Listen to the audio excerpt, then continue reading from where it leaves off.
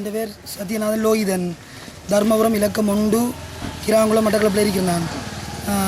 இப்போ அத்துமுறை திடீரெண்டு இப்போ நாங்கள் வளவெல்லாம் அடைச்சிருக்கக்குள்ள திடீரெண்டு அவங்கட காணியாமண்டு வந்து கேஸ் எல்லாம் போட்டு எல்லாம் அவங்கள்ட்ட எந்த ஒரு டாக்குமெண்ட்ஸும் எந்த ஒரு ஆவணமும் இல்லை ஏன்னா அவங்களுக்குரிய சகல ஆவணமும் என்னட்ட இருக்குது இது ஆடுற வளவு 1961ஆம் ஆண்டு செல்வநாயகத்திட்ட வேண்டி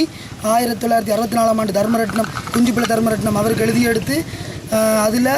1972ஆம் ஆண்டு களுவாஞ்சிக்குடி விஷ்ணு கோயிலுக்கும் 1972ஆம் ஆண்டு வண்டையா பரமேஸ்வரிக்கும் 40 ஏக்கர் 80 ஏக்கர் எழுதி தரு மிச்சம் 40 ஏக்கர் அந்த மிச்சம் 40 ஏக்கரில் கலைவாணி தர்மரட்னம் கலைவாணியும் தர்மரட்னம் சுதர்சன பிள்ளைகளுக்கு மிச்சம் அவங்களுக்கு 20 ஏக்கர் தான் வரணும் ஆனால் 40 ஏக்கர் எழுதியிருக்காங்க 40 ஏக்கர் எழுதி அதில் தர்மரட்னம் வீட்டு திட்ட மக்களுக்கும் இவங்க தர்மரட்னம் கொடுத்துருந்தா இப்போயும் அது தர்மபுரம்ன்ற பேரும் அந்த ஸ்கூலுக்கு தர்மரட்ன வித்தியாலயம் இருக்கு ஆனால் இப்போ பார்த்தா அது அவங்களோட பிளானின் படி பார்த்தா அது விஷ்ணு கோயிலுக்குரிய காணியாக இருக்குது இப்போ விஷ்ணு கோயில் நினைச்சா கூட அதுக்கு வழக்கு போடலாம் எப்படி எங்களுக்குள்ள வீடு கட்டிக்கிண்டு அப்போ இதை ஏற்கனவே இருந்து கள்ள முறையில் வந்து இப்போ இவங்கள்ட்ட எந்த ஒரு ஆதரவும் இல்லாமல் திடீரெண்டு வளவு அடைச்சிருக்காம அவங்களோட வளவுக்கு மட்டும் தூக்கி காத்தாங்குடி போலீஸால் விசாரித்து ஏலாமல் ஓஎஸ்சி ஏஎஸ்பி விசாரிச்சு இல்லாமல் காட்டுக்கந்தூருக்கு பாரம் கொடுத்தாங்க காட்டுக்கந்தூரில் என்னென்று பாரம் கொடுத்துட்டா இவர் கள்ள உறுதி முடிச்சிருக்கிறேன் நான் சொன்னால் ஆட்சுறுதி எல்லாம் கள்ள உறுதியா இப்போ ஆட்சுறுதி கள்ள உறுதியா 46 வீடு இப்போ கட்டி கொடுத்துருக்கி அதே ஆட்சுறுதிக்கு டாக்குமெண்ட்ஸோடு இருக்குது தர்மரட்ன ஸ்கூல் இப்போ கட்டியிருக்காங்க அதே ஆட்சுறுதியில் இப்போ அதெல்லாம் ஆட்சுறுதியில் குறைந்த ஒரு உறுதி மட்டும் ஆட்சுறுதி கள்ள அப்போ இது ரெண்டது ஆட்சுறுதி தான் ஆனால் இதுக்கு சொந்தக்காரர்கள் இல்லை இவங்க அராஜரியமாக வந்து என்ன பிடிச்சவங்களுக்கு வழக்கு போடுறாங்க அதை ஒரு நாள் 24 மணி நேரம் போலீஸில் வச்சு கோர்ட்ஸுக்கு பாரப்படுத்தினாங்க கோர்ட்ஸில் வந்து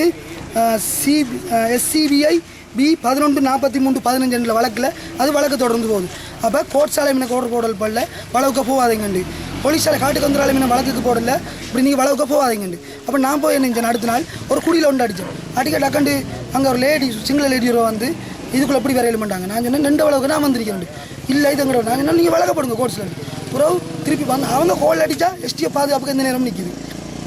போலீஸ் பாதுகாப்பு நிற்கிது எந்த நேரமும் ரோட்டில் நிற்கிது போலீஸ் டக்குன்னு வந்து நினைஞ்சாங்க வரணும் பண்ணிட்டாங்க நான் டக்குன்னு நினைஞ்சேன் டாக்குமெண்ட்ஸ் எடுத்துகிட்டு இருந்த சகல ஆவணத்தையும் இதை